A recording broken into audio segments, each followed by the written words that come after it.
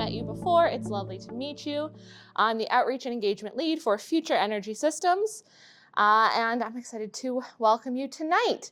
Before starting, I'd like to respectfully acknowledge that the University of Alberta, where we are from, as well as the Edmonton Public Library on Treaty 6 territory and the North Saskatchewan River territory of the Métis Nation of Alberta, a traditional gathering place for many diverse Indigenous peoples. We are truly grateful to have the opportunity to study, work, and live on this land. But we also want to acknowledge all the other communities, peoples, and territories that we work in because many of our researchers work across the country. Future Energy Systems is a research program that began in 2016 with $75 million from the federal government, the Canada First Research Excellence Fund, to help Canada transition to a low net carbon energy economy. We focus on multidisciplinary research. Like I said, with those talks that we're going to be having in the next 3 months, you can see we study a wide variety of different research areas, including how to develop new energy technologies, how to integrate them into today's infrastructure, possible consequences for society, the environment, and the economy, but also searching for solutions in our current energy challenges. We have over 120 research projects, over 160 researchers, one of whom is thrilled to have with us tonight, and over 1,000 grad students, postdocs, and other highly qualified personnel. Now you will see some cameras around the room. We are solely focused on the speaker because this will be filmed and put on YouTube because we know not everyone can make it. So if you ask a question, your voice might be captured, but otherwise we are not seeking to capture your image. Back of your heads might be in some things. But if you really don't want your voice captured, talk to Carlo at the end. So we do wish to remind current and future viewers that the opinions expressed by the speaker are not necessarily those of Future Energy Systems, the University of Alberta, or the Edmonton Public Library. Just for safety in the room, if this is your first time at the Strathcona branch of the library, washrooms are there. If you need them, feel free. If there is an issue, there's a staircase there. There's a staircase right behind us. Just follow me outside, but we have 2 exits that are immediately there and available for us to use. Anyone have any questions, queries, concerns, conundrums? Feeling good? Excited? Amazing. So I'm going to invite our speaker up to the front. Gonzalo is an assistant professor of geotechnical engineering at the U of A and is a leading expert in subsurface energy research group. His research is in the field of geological CO2 storage, focusing on downhole instrumentation for measurement, monitoring, and verification protocols. I'm going to hopefully get all these words correct. And he is leading research on deep borehole disposal solutions for intermediate level waste from small modular nuclear reactors, which is a topic we are all very interested in knowing about today. Do you want folks to ask questions when they have them or wait till the end? How would you like today to go? Well, I think we're a very small group. I think we can accommodate an interaction, but any question that comes as we present the material, please feel free to ask questions. And we're going to have time for continued QA, QC, and then questions and answers at the latter part of today's talk. All right, then we will pass the mic over to you and enjoy, everybody. Fantastic. So the talk that we have today is about nuclear power, and primarily is about the global trends about nuclear and future opportunities in clean energy solutions for Alberta. And I wouldn't think Western Canada particularly. I want to always talk about start with the safety moment. Safety moment is important, and as an early engagement in any conversations we have through the day, and nowadays where we are in terms of this weather, and if you find freeze and thaw conditions, be cautious, walk and slow, and if there's snow, clean the snow and the driveway and sidewalk, and if you have ice conditions, chip the ice. And if, again, you encounter a surface with ice, so very highly suggest walk like a penguin. That will prevent you to slip into the ground. And then safety is important, and that's what even have our safety moment that we have at the front end. The layout of today's presentation is gonna go through some sort of introduction on who I am. Valerie provided a very, very enriching discussion, but I want to talk more about the group. A little bit history of nuclear in Canada. We're going to talk about nuclear 101. I think it's important. I'm going to assume that some of you have a very significant knowledge about nuclear, but we're going to talk about some concepts. Nuclear power globally in Canada, and the latter part is some of the research efforts that I'm leading inside of the University of Alberta in our journey for us to prepare as a society to receive nuclear for Western Canada. The program that I work on, the research group that I work on, is the Subsurface Energy Research Group, acronym SERG. We have been in the subsurface energy space for 20 years. The program is associated to a larger research group. It's called Reservoir Geomechanical Research Group, and we are trying to leverage our experience in the subsurface space, utilizing several labs where we have GeoSurf, GeoRef, GeoPrint. We can print rocks and modeling facilities. We've been very strong in these three fields: experimental, numerical, and also field behavior, deploying technologies for like carbon capture storage. My PhD program was early 2000s when CCS was research. Why I'm a geotechnical engineer. I'm talking about nuclear, mainly because we know that one of the aspects of nuclear is nuclear waste. We have to be able to how to manage and handle. And so we're trying to provide some sort of subsurface knowledge to support the developing of the ecosystems of small nuclear reactors in Western Canada.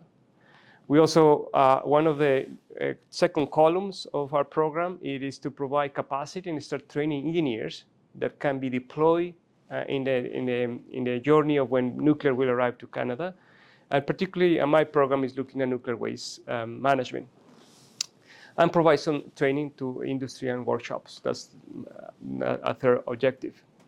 Our program is supported by Future Energy Systems, and recently, through Alberta Innovates and the Strategic Research Initiative Funds and Capital Power, we're launching this week a program that is roughly $1.5 million that will help us to work in these topics for 5 years, the next 5 years.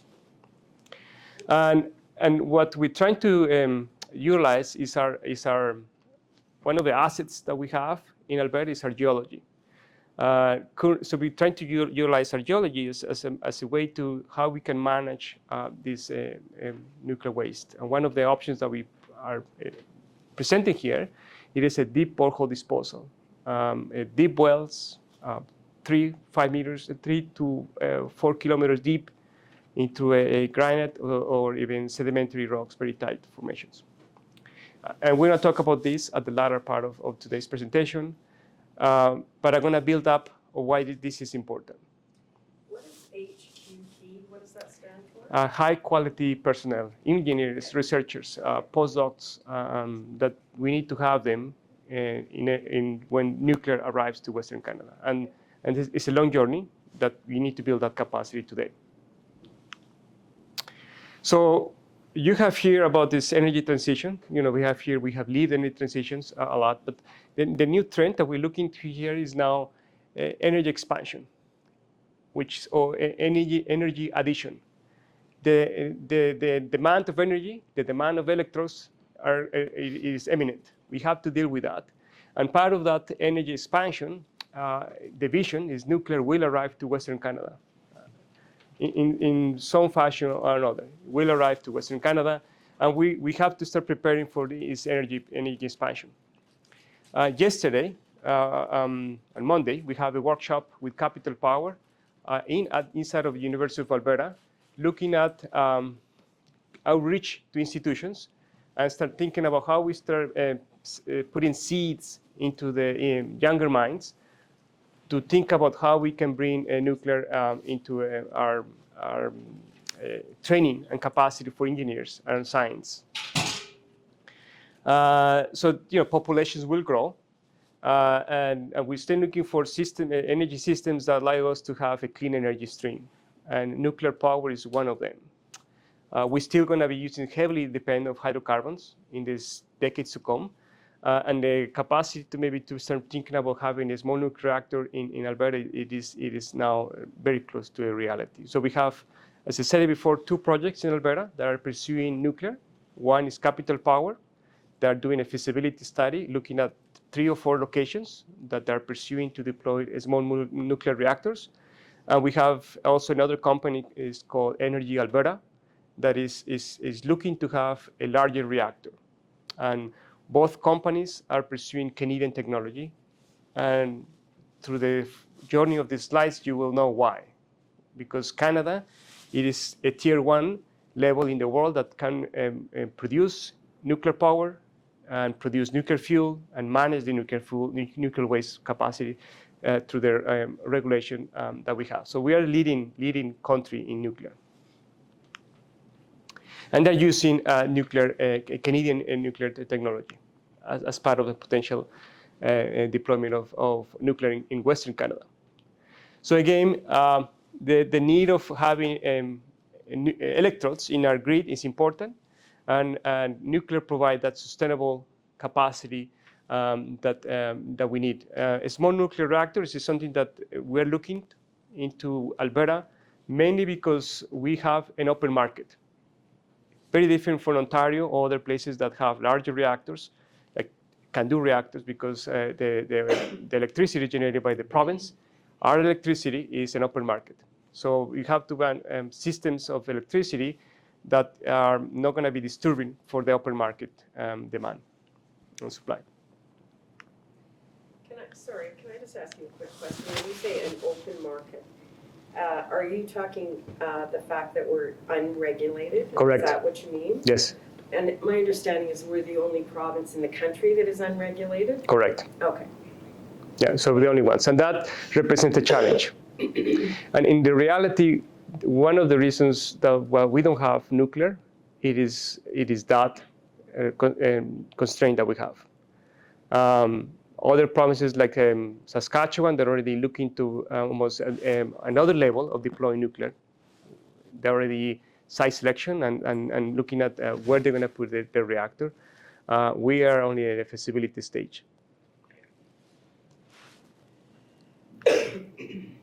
So one of the things that I want to highlight in this front set of slides is about the maturity of nuclear in Canada. We've been utilizing and deploying nuclear for almost a century. So the early 1900s and 1940s, we have even Nobel Prize in working radioactive, Rutherford Nobel Prize in working radioactives, and also the first discovery of a source of uranium, which is the source that we use in Canada, U-35, is one of the isotopes that we use to generate power, to the first nuclear reactor designed by National Research Council in Ottawa in 1934. So one of the, it is something that we know that part of the war, it was a lot of desire to develop nuclear. And that pushes technology and put in Canada at the border of to be able to be generating power. So we use post the war and during the war we develop capacity to have large facilities and be able to produce isotopes, to produce a large capacity of energy, to develop even medical applications. We also in this journey, which is looking at the second stage, 1941, 1960, we start developing regulation. Canada Federation of Nuclear Regulator was one of the first bodies that was deployed out there to regulate nuclear. We have the Atomic Energy Board, Control Board, and these bodies has modernized, as we see to the following slides. So we have a very strong regulator. The Canadian nuclear, the CNSC is kind of the regulator that regulates nuclear in Canada.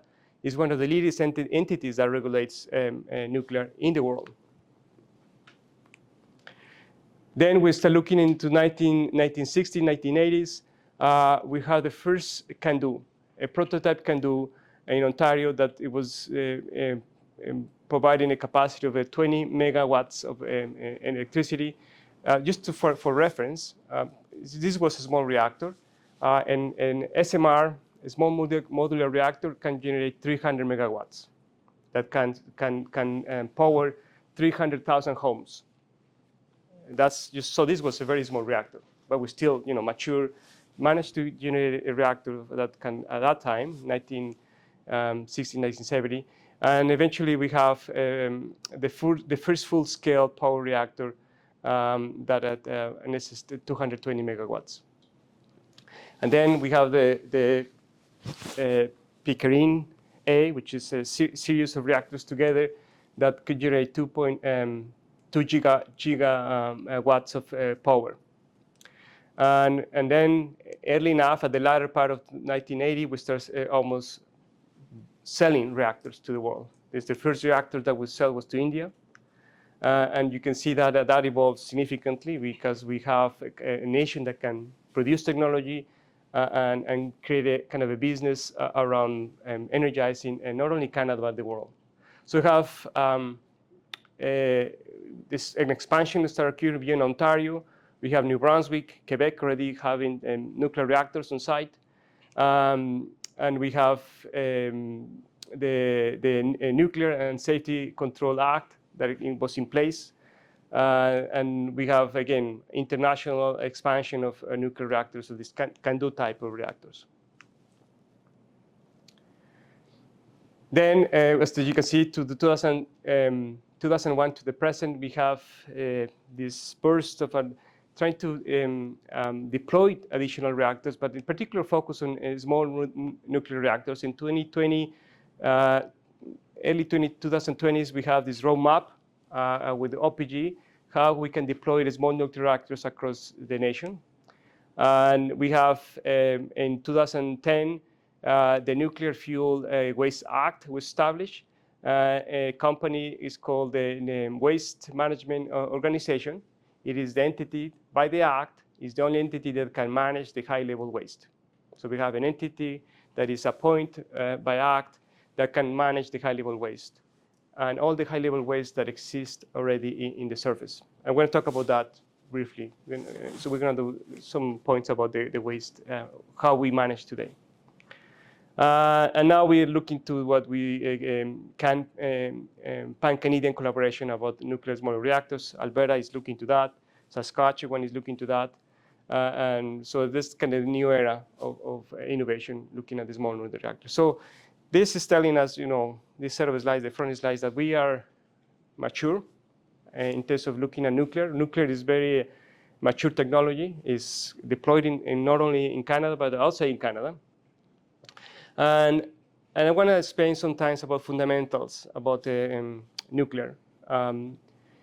So I want to maybe gauge the room. Does anybody knows what is an isotope? Isotopes. Okay. So we're going to talk about some fundamentals that is important for us to understand. So isotopes are particular is if you look at the uranium, which is the element that we use to power nuclear plants in Canada, is the same element but different neutrons. Nature, protons are that are in the center of the elements.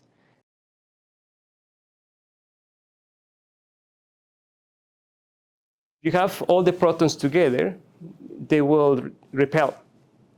So you cannot have protons together, so they will repel. So nature have created these neutrons. Neutrons are are preventing the protons to collide, and they're in the center, at the center of the element. So protons are in the center, and all the elements have same amount of protons and electrons.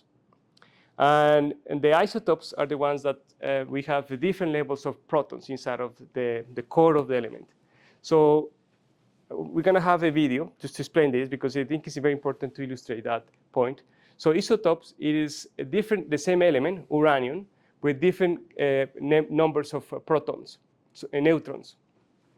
And those are ones that are eventually radioactive. We're going to show you some examples of what I mean. So, for example, here we have the uranium. Uranium is 235, is the one that normally we use. This is a radioactive. In nature, we find uranium 238 that has in the core has 147 neutrons. The uranium-235 has a lower number, 143 neutrons. And the other uranium that has which is all of these are isotopes, are 143 neutrons. So these are kind of the isotopes, the same element, uranium, but have different numbers of neutrons. In nature, we encounter U-38 in almost more than 99% of normal uranium. It is U-35, and U-38, and U-35 is very small. But what the element that is feasible, that we can split and generate energy, it is the U-35, very small. So we're gonna look into that. We have a video that explains fusion. So in order to split the element, U-35, we need to, with this very small kind of velocity, we have to send a neutron into the element, and the element will hit the core of the protons and neutrons, and it will split. And that split will generate energy that in essence is in form of a heat and gamma ray, and that is the one that we use to boil water. And by boiling water, we're going to move a turbine, and that's how nuclear energy is generated. And so I think I have a video here that I think it will serve better the explanation of what is fusion.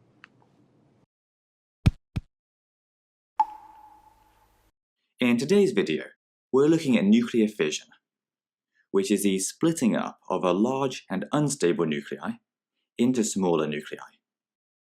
At the same time, it releases loads of energy, which is how we get all of our nuclear energy here on Earth. Now, nuclear fission can occur in two different ways. Either spontaneously, where the fission is unforced and happens all by itself, or by absorbing a neutron, which can effectively split a nucleus by making it even less stable. In practice, spontaneous fission is rare, and so when we use fission in nuclear reactors, we have to use neutrons to get the process started. To understand how the process works, let's go through the steps. As we said, we start off with a large unstable nuclei, like uranium-235, and we fire a relatively slow-moving neutron at it. This addition of a neutron to the nucleus makes it even less stable, and causes it to split apart into two smaller nuclei, that we call daughter nuclei. It also releases 2 or 3 more neutrons, and importantly, loads of energy in the form of gamma radiation. Each of the neutrons can then go on to repeat the process all over again with another uranium nuclei. And so more daughter nuclei, energy, and neutrons will be released, which again allows the process to start over. Now, the key point to this process is that nuclear fission leads to a chain reaction, where the first fission can trigger more fission, which can in turn trigger even more fission, and so on. If this process isn't controlled properly, then the whole system can quickly get out of control and release huge amounts of energy, which is exactly what happens in a nuclear bomb. In nuclear reactors, though, the rate of fission has to be carefully controlled to stop it from getting out of control. This is mainly achieved by control rods, which can be lowered into the reactor to absorb neutrons, and so slow down the reaction. Meanwhile, the energy released from the process is used to heat up water and turn it into steam, which can then drive turbines that are connected to an electricity generator. The last thing we need to cover are the pros and cons of nuclear energy. The pros are that the uranium or plutonium fuel is relatively cheap, and it produces a large and steady amount of energy. And although it's not classed as a renewable energy, it is clean, as it doesn't produce greenhouse gases like fossil fuels do. On the downside though, nuclear power plants are very expensive to build, and the nuclear waste that they produce is expensive to get rid of, as it has to be buried under the ground in special bunkers. There's also always the risk of a major disaster if the plant malfunctions, which, although very unlikely, does make a lot of people suspicious of using nuclear energy. So the other part I want to talk about is there was a very high level of how these reactors work. I want to spend a little bit more time. This is a normal reactor, a full CANDU reactor. The physics and the process that you see in these reactors is the same as a small modular reactor, but smaller. It is more modular than a full CANDU. This, several bundles together, and that can they're ready to be deployed and for generating power. So we have, in essence, three types of reactors. The ones that Canada use, it is the lower one, pressure heavy water reactor. But these other parts of the world use pressure water reactors in the States, and boiling water reactors is the other one that we use here. So we have these other two types of reactors here. I'm going to talk briefly about them. So we have the pressurized water reactor. In essence, the rods that we saw in the cartoon that controls the fusion by removing neutrons out of the process are here. And so there's a vessel that is with the fuel, and that has a particular closed loop system that for this case is a pressure reactor, is not necessarily, it's not heavy wire reactors, but it's a pressure reactor that is, the system is cycling, and we have a unit that is a steam generator, and we have a condensator that helps us to cycle. So there's three loops here. This is a one loop, independent. This is another loop. The fluids are not exchanging here, only heat is being exchanged. And the last loop that you see here is as a normal condensed unit. Anything that you see from here to there, it is any power plant, even if a gas power plant. So any power plant will have these elements. Either the only thing different is that we use gas, if it's a gas power plant, to heat the water, but any other elements we have here in that plant. The boiling reactors we don't have in Canada, but the boiling reactor is almost is more exposure to the elements that are being boiled directly with the radiation and heat are going to mobilize in the turbine, and we have a condensator to control the temperature in the return water, and then that's how the electricity is done. So Canada does not have this type of reactors. What Canada has is a CANDU. Just for reference, CANDU stands for Canada. The deuterium oxide, which is the heavy water that is used, and the uranium. The heavy water is used to reduce the speed of the neutrons that is going to excite the uranium. So that's the technology that we have and in Canada. That is, again, a very mature technology that is being used, particularly in Eastern Canada.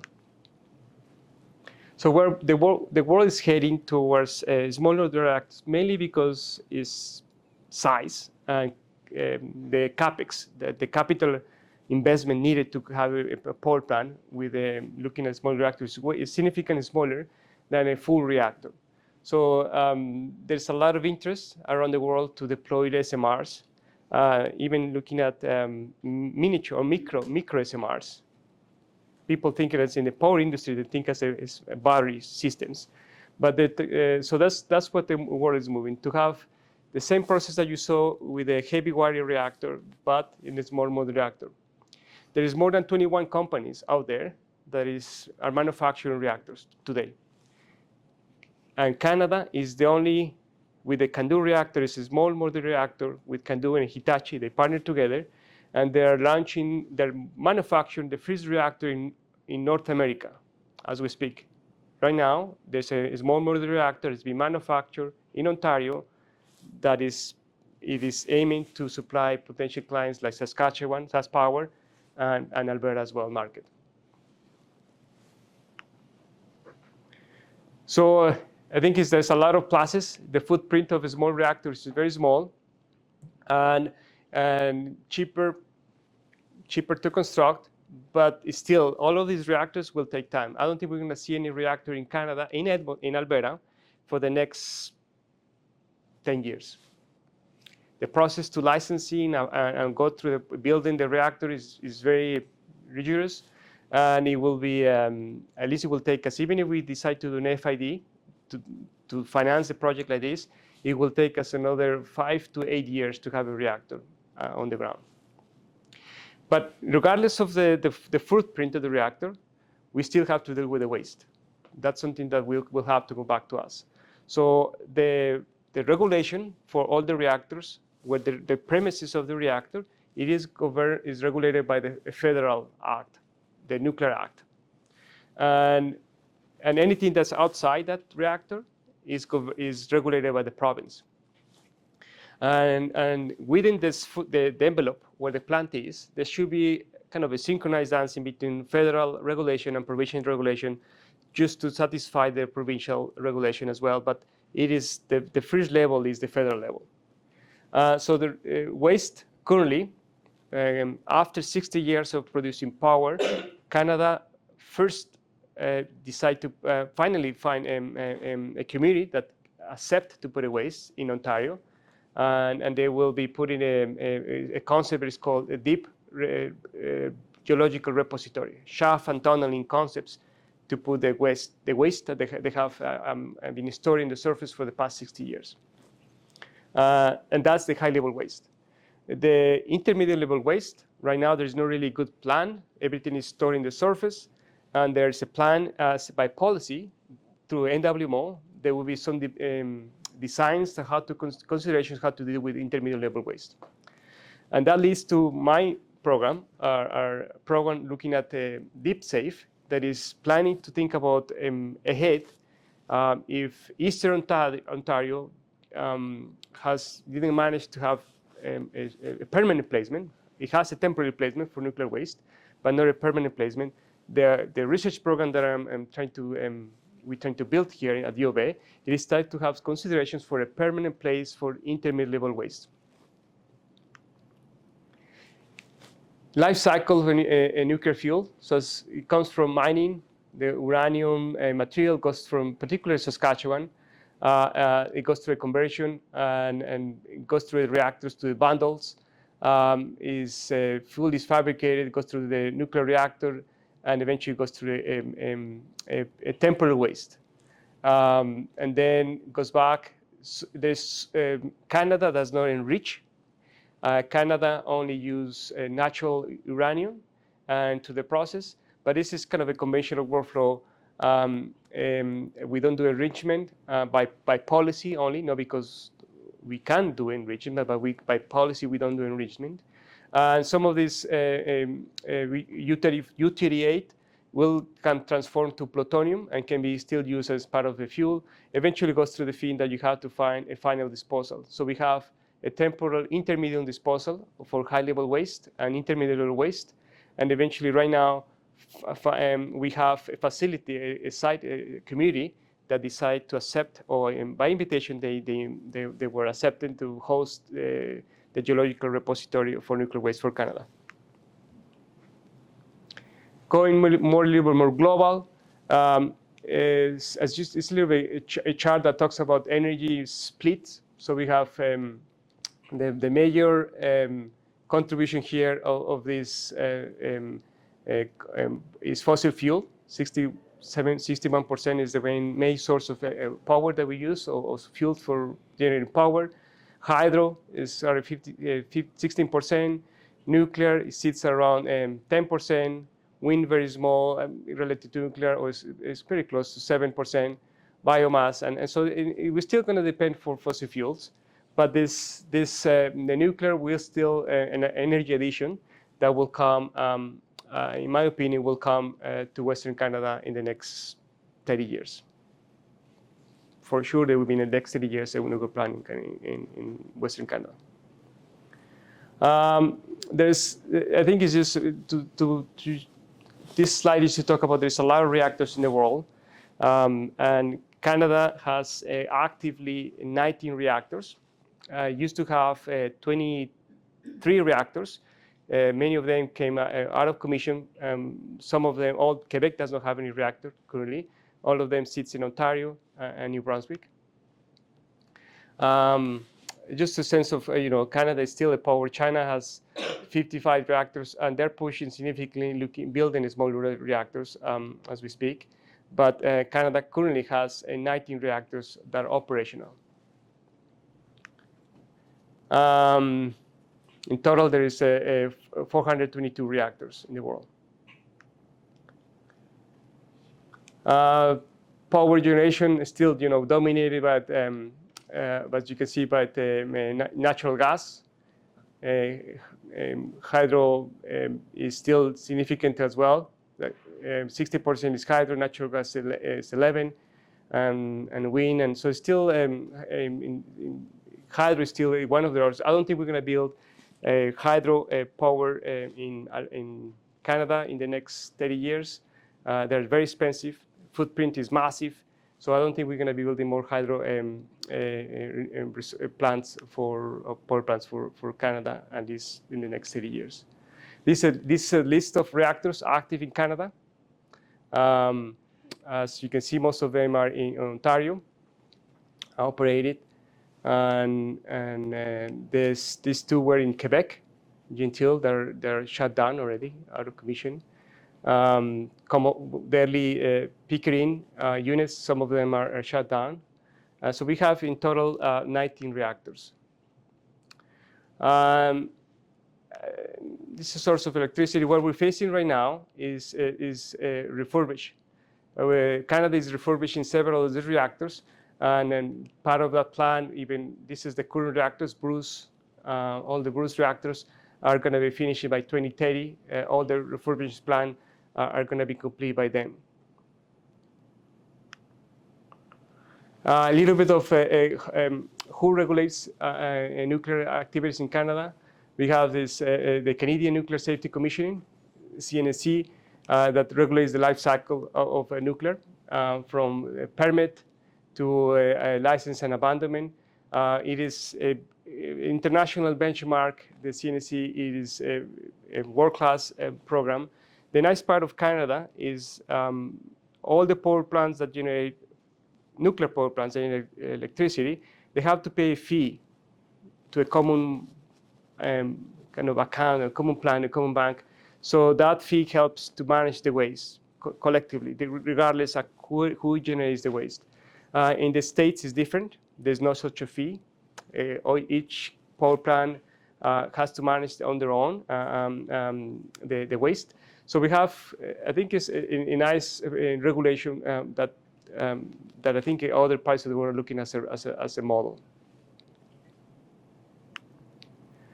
A little bit of type of waste that we're getting to more and more. The program that I'm focusing, my program is looking to this type of waste, intermediate level waste. The fuel high level waste is already by the Act, is going to be under the NWMO. The Nuclear Waste Management Organization is the only entity that can manage the high level waste. They're looking to, by policy, trying to look at intermediate level waste. But for Alberta, I think we have an opportunity here how to start thinking about how we can manage this intermediate level waste. So intermediate level waste, it is resins, filters, components of the reactor. Low level waste, it is gloves, tools that are exposed to radiation. That can be stored and segregated and processed and recycled easily than intermediate level waste. The level of how we rank waste, as you see, intermediate level, low level, or high level waste, it is about the radiation per year. So how they decay per year. So of course, nuclear fuels, they can decay for several decades. Intermediate level waste, the decay is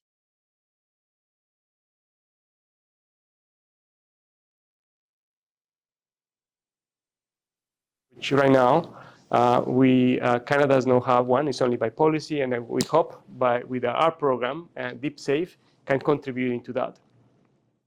Now getting to more of the area of my expertise. DeepSAFE is a program initiative that is pursuing to utilizing our capacity to drill wells, mainly driven by geothermal energy.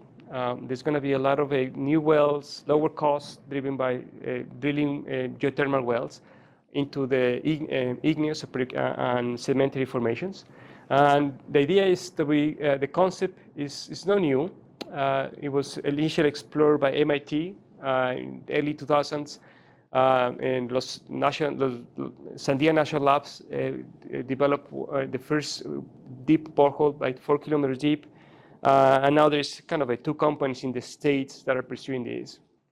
So the idea is to use the natural barriers, more than a kilometer deep, to place these wells, and particularly looking at disposing intermediate level waste for nuclear reactors. As I said at the beginning, the program is looking for support, subsurface knowledge to support the development of the ecosystems, looking at SMRs, and training engineers, supporting postdocs and research associates, and in expertise, and that will help us to meet this nuclear waste management coming from small nuclear reactors. We provide some workshops, and we have this work plan. This is truly this is fresh this week. We just have secure funding for the next 5 years that is looking at these 5 working packages from regulation, and you can talk about that. I will bring to this workflow shortly about the regulation, abandonment protocols, techno-economics as well. The program is trying to utilize the capacity that we have in the subsurface space. For the past 25 years, we have been in the area of CO2 storage, geothermal, energy extractions from the subsurface, and utilizing that capacity from laboratory systems that we have. We can have pressures up to 4 kilometers deep, in situ conditions up to 300 degrees Celsius. In laboratory capacity, we can 3D printing rocks and to study phenomena in the porous media, modeling capacity and physical modeling with the geotechnical centrifuge. So these facilities, I think, will enable us to, even one of the objectives of this program, we need to collect measurements from these rocks. What is the thermal conductivity? What is the capacity of absorbing heat or dissipating heat? So we're going to do some laboratory testing. Once we define what horizons of geological units are suitable, potentially to receive intermediate level waste, we're going to be doing some testing in our laboratory. The concept is already accepted by other nations. As you can see, there's other European nations that are seriously moving into these directions. NWMO did an initial study that's looking at deep borehole disposals as one of the options for intermediate level waste, but additional research needs to be complete. Deep borehole disposal for large quantities for intermediate level waste, the techno-economics does not work. And Ontario has a lot of waste because of the size of the number of plants and the number of reactors. I don't think Alberta will have an equal number of reactors. So borehole disposal is I think, is an elegant solution. We're looking at below potable water, 2 kilometers, 4 kilometers deep, in horizons that have been ancient waters, isotope readings that are with good signals that evidence that these waters has been there for millions of years. So we can deploy those in a canisters and a deep borehole disposal for permanent storage.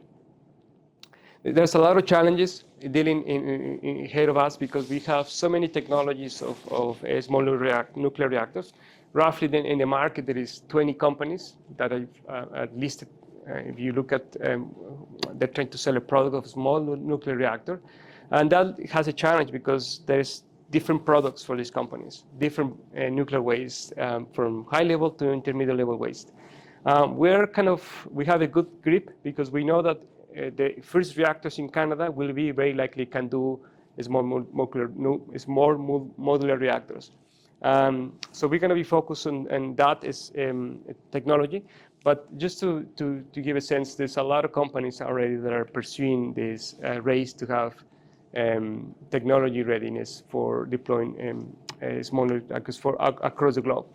This is what is referred to a battery. It is a technology that very likely is going to contribute to remote communities. It's called a micro reactor that can be deployed in a truck and very small, kind of 5 megawatts capacity. So it's not a large unit. It has to only consider for its very small communities. And is the Saskatchewan Research Council. It is the one that is developing that reactor. And this other technology, this new technology that can cycle by these spheres of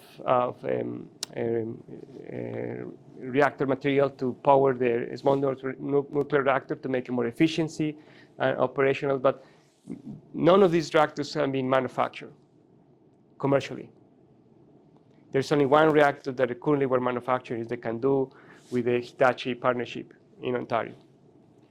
So that I think is very clear that all of these Canadian companies are pursuing to that direction, supporting Canadian technology. Currently, intermediate level waste, how we manage it, we put into a temporary storage, roughly less than 30 meters deep, in a shallow boreholes. And the idea is to move into a deep boreholes. This is the Sandia National Labs that they developed. They drilled this well 4 kilometers deep to place this intermediate level waste. And we believe is safe. That's why the acronym here, DEEP, is safe. And that's something that we are targeting to see the techno-economics of that option.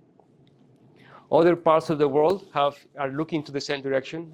Western Australia, they're already looking to a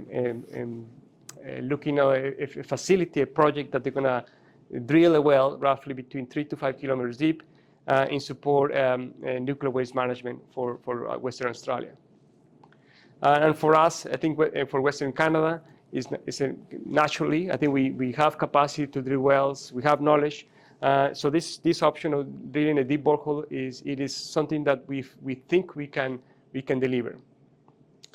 The program, to wrap up, it is looking at these 5 working packages from regulation and environmental framework, assessment, some sort of values, boundary conditions, where is that those horizons that we're going to be deploying this technology, and how we should be able to package that into the wellbore.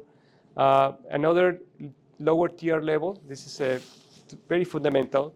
There's a concept that is to put a micro reactor into the borehole, and the borehole will be the permanent place after the reactor die. After the reactor disease place, we don't have to. So this is a very fundamental program that we're looking to here to see if that's possible.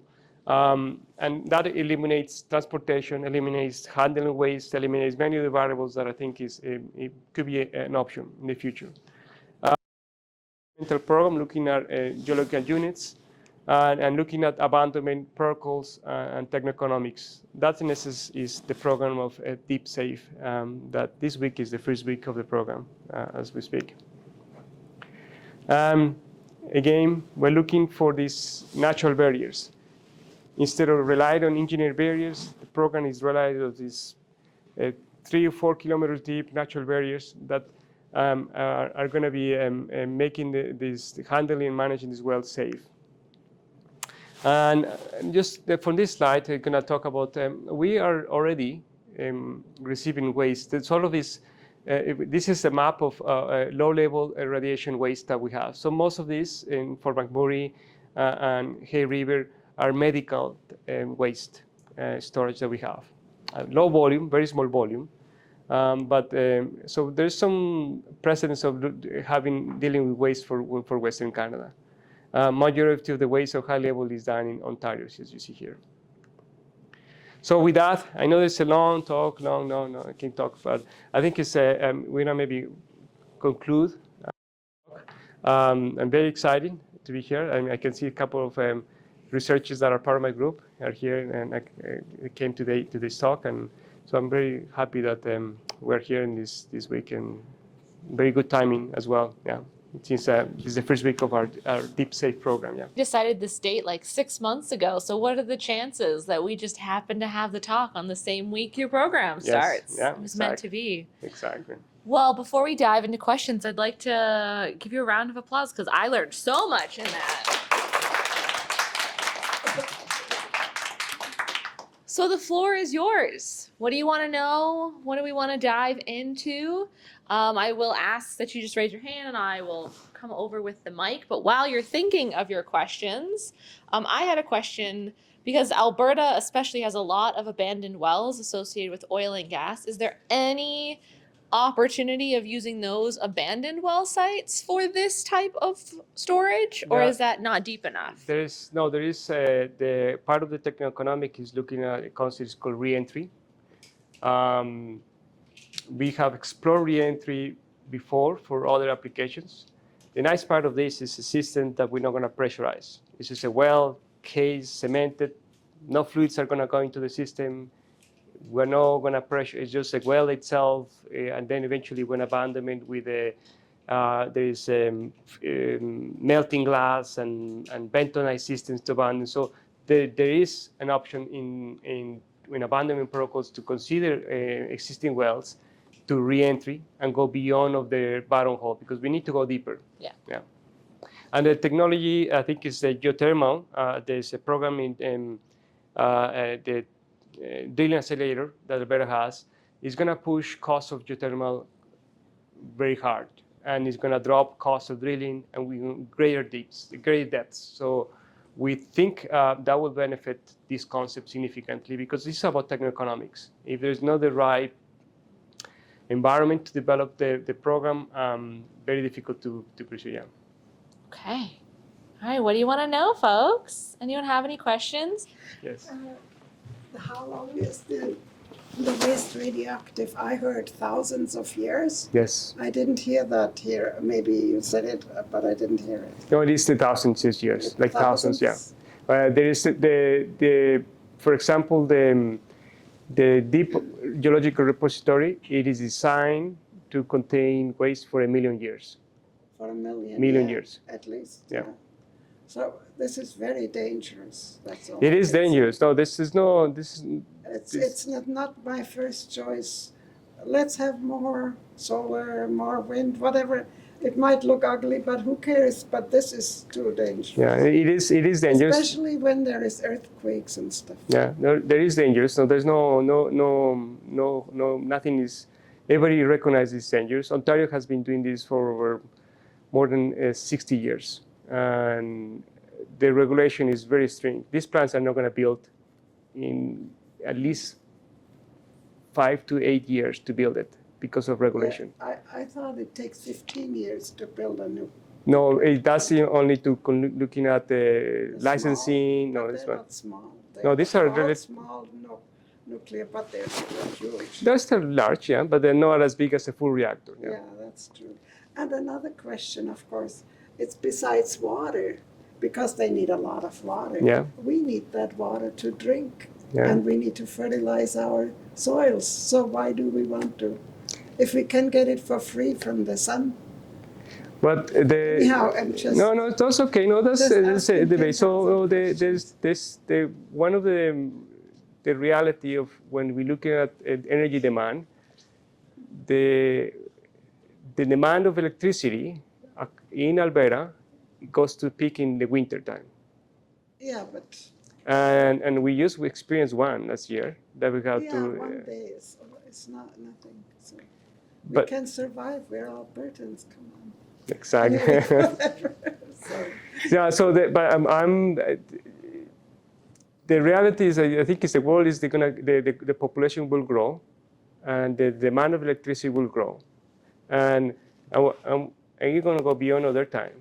These are my kids, that's Alicia and good. Elena, and they're gonna go beyond other time. So at one point, solar on every roof, I'm sure will be okay. But it's not as efficient. That is the problem, What's that? right? Yeah, it's- Solar energy is not as efficient. You need a lot of space Yeah, to produce solar energy, and it's not going to be able to fulfill the demand we have here. Same with the wind, right? yeah. And then we have components that Yeah. have a shorter But lifespan. anyhow, And I'm we just have waste. scared, that's all. Yeah, I I'm not know. going to be alive then, so.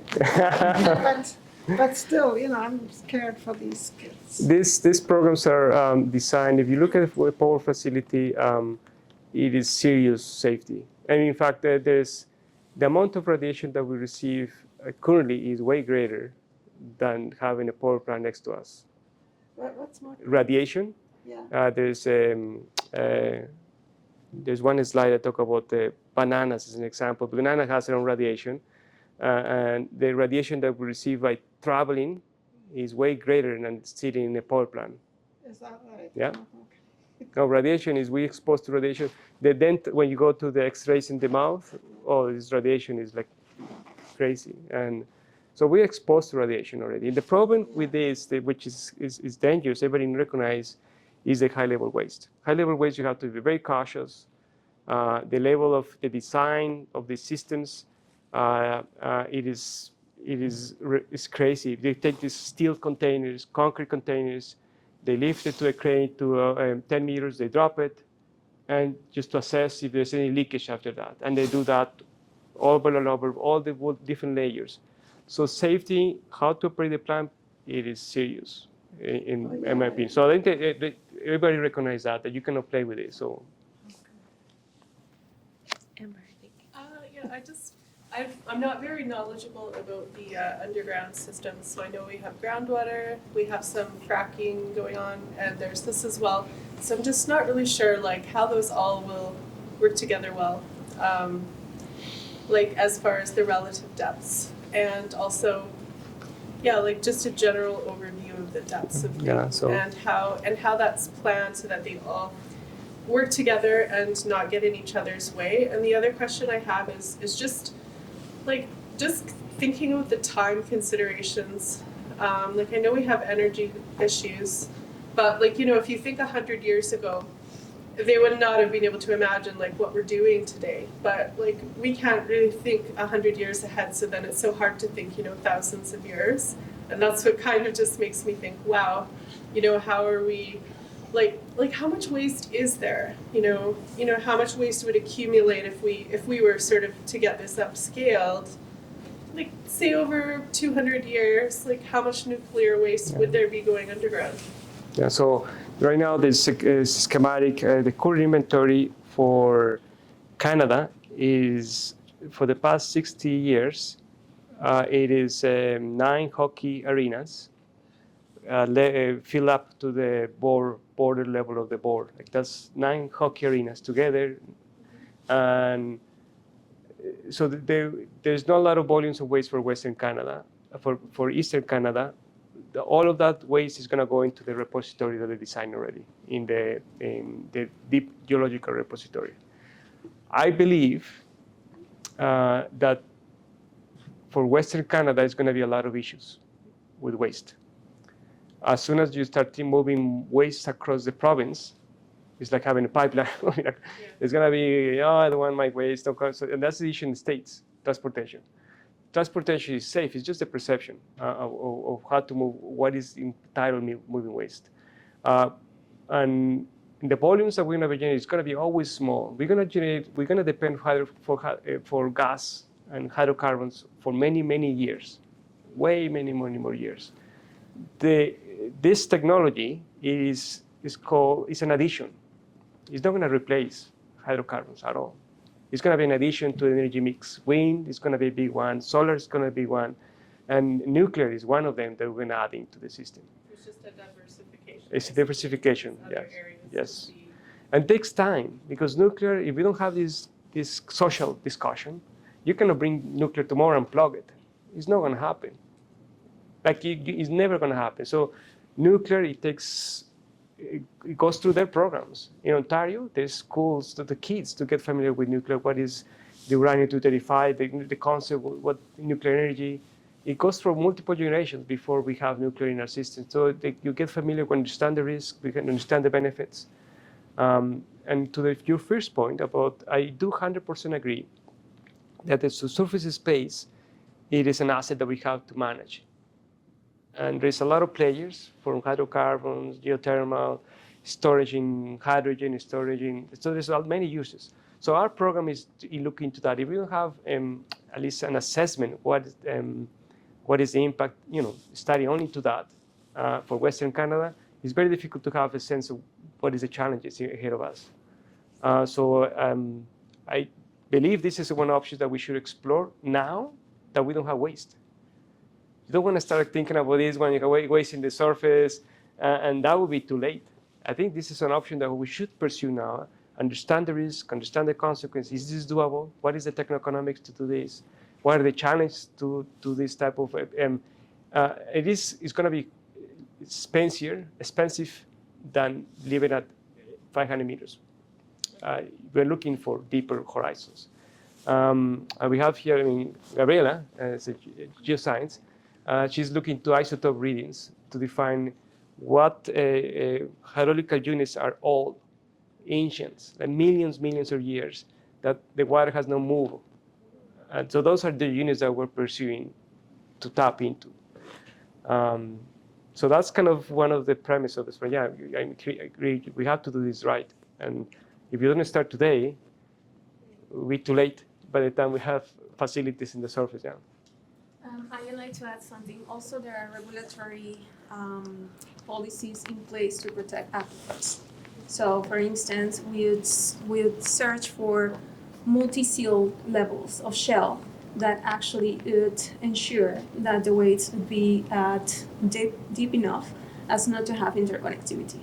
So, and that regarding the oil and gas business, that is actually some knowledge that we have as a background, right? So understanding how fracking works and use all this data to integrate it to produce safer models. So that is something that we can use in our advantage. And we're not moving fluids here. Remember, we're putting a well, seal it, and put in a waste. And we're not going to move fracking or anything now. We're just putting a well with casing. We're going to use that information to feed that our understanding of how this concept works. Yeah.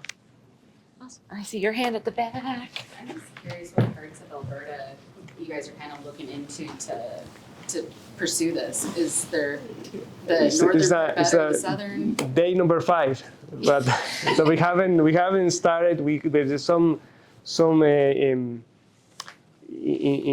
indicators that are eluding a couple zones, but we don't have a pin. We're going to explore. Naturally, we're going to explore the Canadian Shield, the northeast part, looking to igneous rocks that are significantly shallower than where we are, as maybe one of the options, because it's shallower, and maybe we're going to explore having options there. One of the options. There is option maybe in looking at the unconventional lower permeability organic rock as one options as well. Granite, yeah, and that's for sure. And sedimentary is also, the Japanese nuclear waste program has sedimentary formations as their storage options, yeah. Low permeability, very low permeability. So right now there's no plans or ideas of where you'd want to build the nuclear plant? Oh no, I was looking into the waste. Yeah, no. I'm more curious on where the plants. The plant is Capital Power. I'm gonna go to the first slide because that's gonna bring that.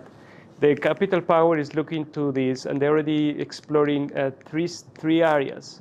One is I'm gonna say Peace River, near Alberta, in the industrial area, and close up with the Genesee plan up there. So the first slide, I'm gonna scan the RQ. There's well, it's not here. Okay, no, I have to find out. There's one slide that talks about their Capital Power intentions. They have 3 zones, 3 areas that are pursuing. They have done community engagements with those communities, and only pursue communities that have expressed willingness to be included. That's the key of this. If a community is, it was an invitation, what communities want to consider, and three of those communities, they said, yeah, we're willing to have a power plant here. So that's what they went to do the community engagement. Yeah. By invitation, yeah. If it's not by invitation, by community, it's never going to work. Yeah. Okay, we've got a question over here. All right. Some of those small modular reactors, some of the designs are based on molten salts. Yes. Do you know anything about? I'm curious about that part. No, that's technology, and then again, because there's not enough information, more than what you get from the brochure. But the molten salt is the heavy water, and the fluid, an equivalent of the heavy water, that controls the temperature. And each of them, the fluid that is control the temperature around the rods are targeting a particular temperature. Some of the reactors are super hot. You can generate steam. Some of them are even, there was a consideration to have a reactor to generate steam for oil sands. That was a study that Cenovus did, feasibility work with Cenovus and Energy Reductions Alberta to study if we can do it. And they were looking at these reactors, Terra reactor, one of these, it was here in the listed. But each of the combination of the reactors are targeting a particular performance that are going to be used for the use. The CANDU reactors are power generation. This is generating steam to move a turbine, not necessarily a heating source for housing or other industrial activities. Yeah. Generally, they produce a lot less waste, right? Yes. Yeah. So that's a big factor. Yeah. No, it is a big factor. But remember, many of this, and then I'm not the companies that are selecting the technology, but I believe the signals that you see from the market, SAS Power, Capital Power, and they're choosing the same CANDU Hitachi module. I think it's a wise thing to do because they're testing. They want to wait until the reactor Ontario is up and running before they buy it. You don't want to be buying the product from the brochure, tested in, and especially this technology. You have to make sure that it's ballistic proof, tested. So the two reactors that are more likely going to come into the market are being tested in Ontario and manufactured in Ontario for their OPG facilities, Ontario Power Generation. So I think that's a wiser thing to do, test reactors before you buy them. Yeah. Okay, I just have a few questions. I have questions about money. This Energy Alberta, who's behind that? Is that a private company? It's a private company. So it's private, okay. And you said you got 5 years of funding? Yes. And for DeepSAFE? Yes. Okay, and who's gave you that money? Alberta Innovates. Who? Alberta. Alberta Innovates. Yeah. Okay, and that is the Alberta Alberta government. Alberta Innovates, the Future Strategic Research Funds, and also a Capital Power through an endowment fund. Very small, they're very tiny. Most of this is the government and the initiatives inside of university that try to establish programs that are looking to nuclear programs for building capacity, yes. But that Alberta Innovates, that's basically a provincial government organization, yes. Right? These 20 companies that you said, that you listed there, those are they Alberta companies? No. No. So they're companies around the world? Yes. Or, okay. So they all use different types of reactors, is Correct. that right? Correct. Okay, and so in Canada, we're not necessarily saying that we would use the CANDU or we have to, No, but in essence, it's there and we have all the information, etc. So more than likely, that is what we would be using. Correct. Okay. Okay. Is that the awesome? Okay. Any questions from over here that you're curious to know about?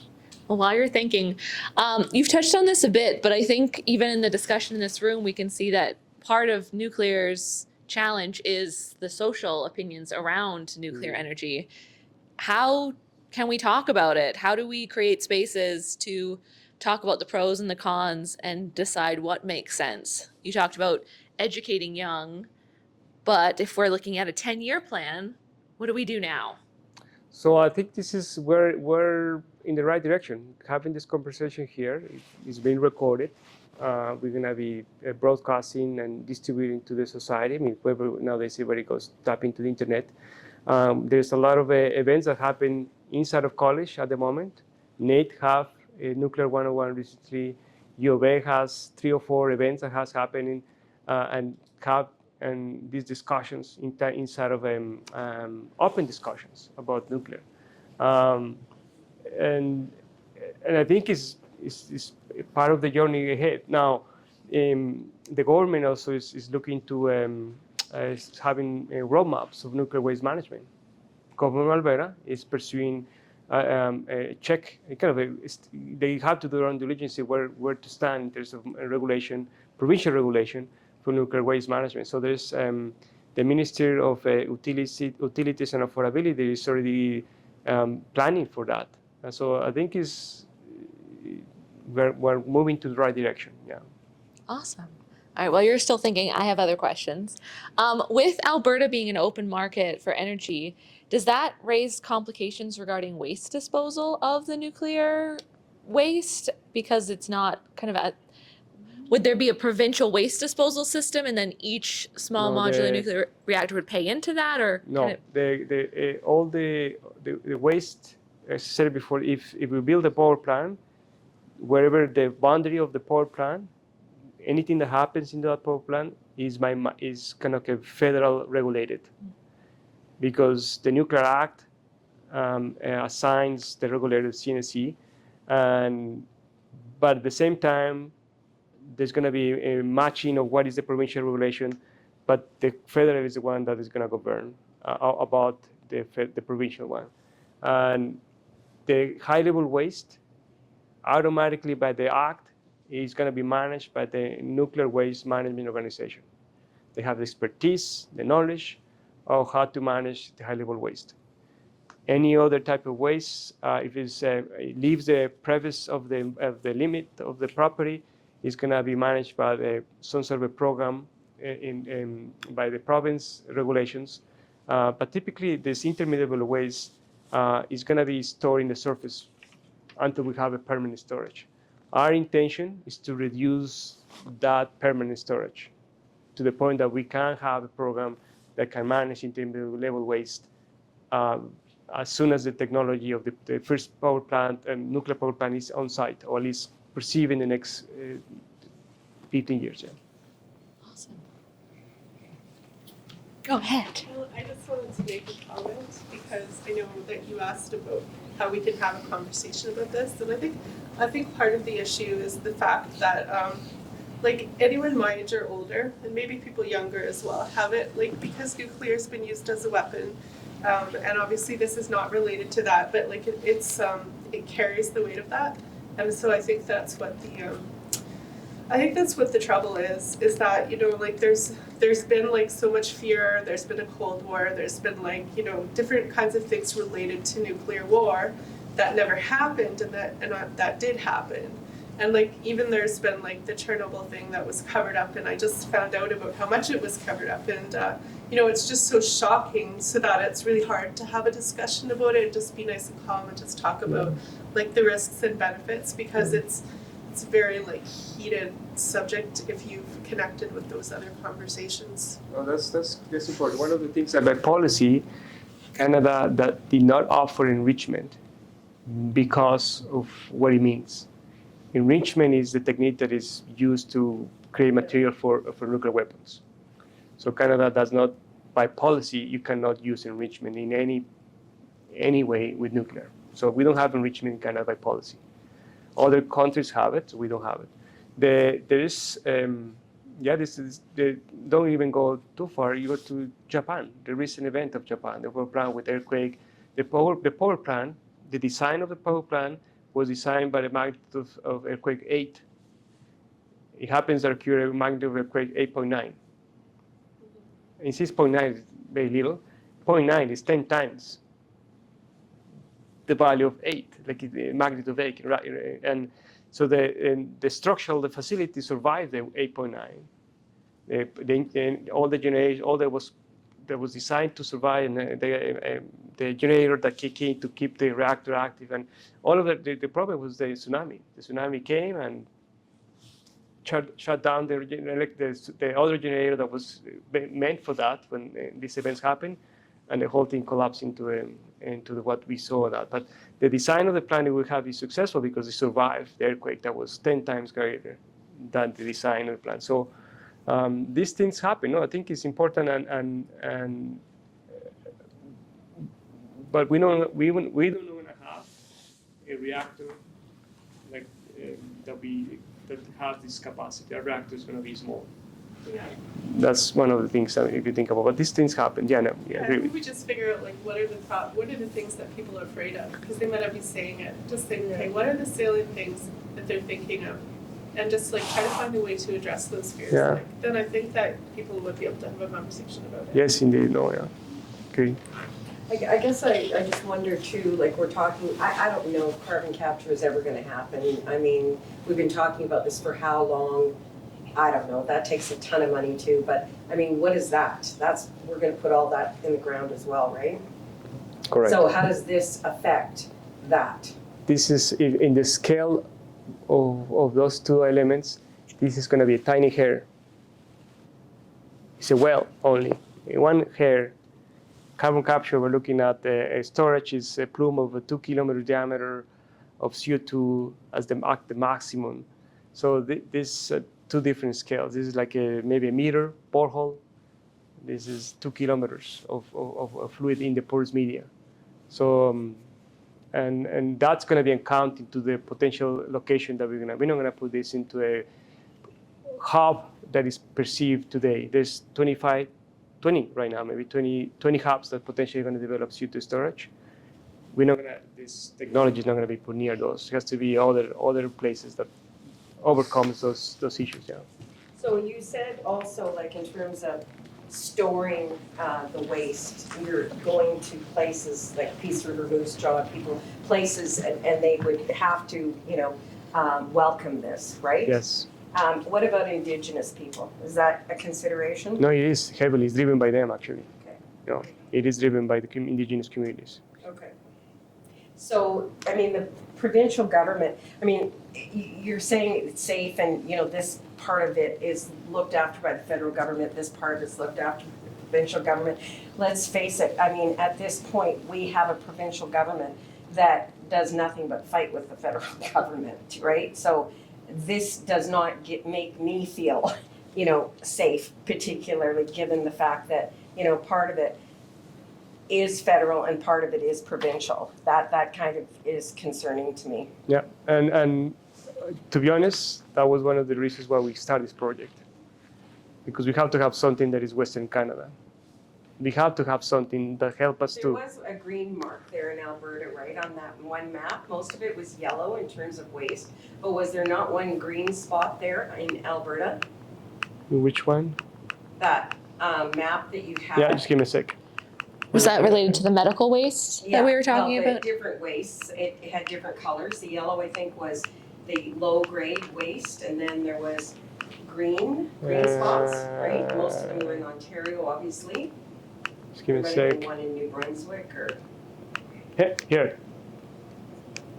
All of this low-level reactive waste. I thought there was a tiny little green, it's like close to the border there between No. BC and, no? No. Only this. There's not a green spot there? No. Okay. What is that green thing? I'm just set. Bring it closer, yeah. Oh, I see. It's not Just on the green. side. Yes. Okay, I'm going blind here. I thought it was this green thing Yeah. here. Okay, we don't have anything like that here yet. No. Okay. But, I mean, our premier has talked about this, and so whatever, I mean, if you look at the way she's handling, our government is handling the coal mining issue, if she decides that she wants this and she's given you $5 million, or I don't know how much money you got, but, and you're saying, yes, it'll take 10 years, but boy, I don't, she'll just do whatever she wants if she's still here. I would say that this initiative is truly initiative have worked for a year. Sorry? It's an initiative that have been working for over a year. Okay. And it has been very hard to raise the funding. Very hard. Oh, I'm sure it's hard to get the funding. And even the capacity to bring capital power into this program, it speaks that they know there is a gap. this is a gap that they have to consider. And even a feasibility study, this is a feasibility study. Nobody's going to build power plants in the next 15 years. So I would say that the funds that we have to explore this are truly desired to explore innovation, something that I think is going to benefit the province. Does not have any political agenda underneath. I can say that. I've been in the trenches. I've been talking to, and it has been very difficult to have the funding in place to pursue this. Yeah. Well, and I appreciate you saying that, but I think that politics is and it needs to be addressed at every level. I really do. But anyway, that's all I have to say. I have a question. Very interesting. Thank you. I just want to say thanks for your talk. In your talk, you mentioned some nuclear plants that have shut down in Canada. In the States, we've seen some nuclear plants that are being brought back online again, particularly 3 Mile Island to meet data center demand. Do you think that's going to happen in Canada as well too? I don't know. Maybe. No, I don't know. To be honest, that's a very we can maybe manage our own conversation, because that's trying to. I don't know what Quebec wants to do. Maybe, yeah. Maybe if nuclear is going to be one of the energy vectors that we're going to use in the future, I think it will. The projections of demand of electricity is 25%. In the next 30 years. There's going to be vehicles, electric vehicles. There's a lot of electricity that we're going to use that we don't use currently. And we're going to be continuing demand of more electrons in our energy demand. So maybe, yeah. Why were the ones shut down in Quebec? Don't know. I think it's more, it was at one point refurbishing, and I wouldn't say don't know. I think it's maybe a social thing. I'm guessing it is. Yeah. With Quebec. Yeah. All right, before we finish, are there any, sorry. Oh, I'm coming. It's the farthest. But parts of this are provincially regulated in the summer, federally. Are we talking about it being like the AER and CER that regulate the crude oil side of things, or is it completely different regulators? So no, right now there's right now there's a roadmap that we in the spring the government Alberta is trying to define how to regulate it. Right now, because there's no power plant, right now we only relied on the federal framework. But the province knows that we have to have our own reference that works for the province, how the market is in place. So we're going to be developing with the government to develop this roadmap. Okay, so the regulations don't yet exist in Alberta. For any power plant, it will regulate it by the federal level. That's we know by an act.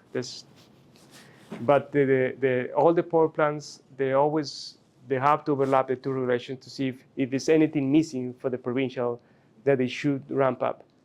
Very unlikely the federal has, because they've been using the same regulation for Eastern Canada, will have covered any potential gap, but there's going to be always the premise that the provincial level sit beneath, and if there's anything that's missing that we have to satisfy, we'll have to meet.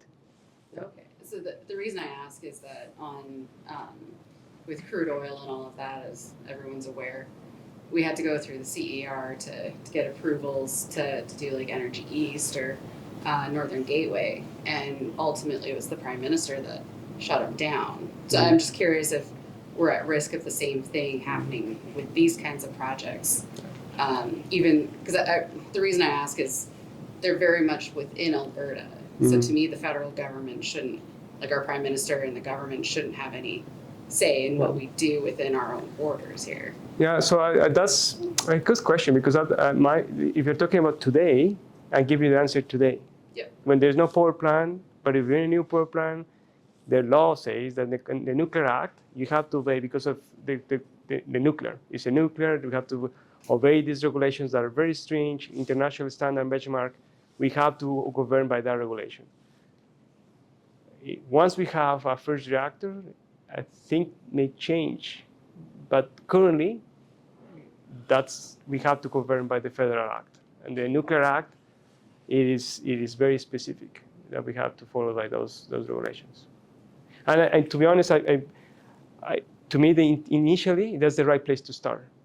You don't want to start creating regulations we don't have any track record of how to deal with nuclear. I think you have to start with the current framework that has been tested and run for many, many decades. And are we taking like how Quebec and Ontario and New Brunswick, how they regulate things as kind of a model for how we want to do it, or are we just wanting to start fresh? No, I think it's not. So there's already a regulation implemented for any new project. Like Saskatchewan is already implementing that, deploying that, following the same regulation. So there is no, it's not really a model for a plan. It's just following the regulation that we have. If you have a new program, a new project, a new power plant, you have to implement that set of rules for the new program. We don't look for reference other facilities. It's just there's a lot of redundancy here. This is very interesting because the CNSC have their own bodies to do research. It's a very different regulation than we normally are familiar with. They have bodies of researchers duplicating what other entities do just to benchmark themselves. So the regulation of nuclear power is very different. Is less, I would think, less like a red tape. There's somebody checking inside of their office of what is the result numerically, laboratory testing, anything. There's a benchmark they normally use. So there's a very interesting regulation that they use, very different that we normally are familiar with, for Western Canada. What was the thing with Chalk River? There was something. That's Canada, right? Yes. Where it was all contaminated. Chalk River, wasn't that the one? I'm not sure if Chalk River had an issue. There has been. Sorry, you know, maybe. It did earlier in its years. It did have a small nuclear accident that required cleaning up, but then it operated for decades after that with fairly benign, operations. It was a world-leading medical isotope producer until it shut down in the early 2000s. Lots of world-class high-quality research came out of there as well. But early in its operation, it did have a small nuclear accident that required cleanup. Thank you so much. And all of these systems, any of these, because nuclear is has many levels of redundancy. As soon as you see a leak in radiation, it's easy to detect. They call cleanup, shutdown and cleanup mode. A lot of the intermediate level waste is generated by filtering. Trying to filter in the nuclides. You have to clean waters, clean filters, remove all the potential nuclides that are in the stream, and then become the intermediate level waste. All right. Are there any? Lasting another minute. I'm sorry. Are there any final comments you'd like to share with the audience? No, I think it's thank you. Thank you all for coming. I know this late in the day. Thank you for common interest of pursuing this, to be having the discussions about nuclear. Important to have. We don't have these discussions and openly, and I don't think we're not going to be able to advance into our understanding what is nuclear. Amazing. Well, I'd love to do another round of applause. Thank you all for coming. Just a reminder, April 16th is Understanding Methane Emissions, Insights from Satellite Data and AI, and May 21st is New Frontiers, Dive into Hydrogen and Explore Fuel Cells.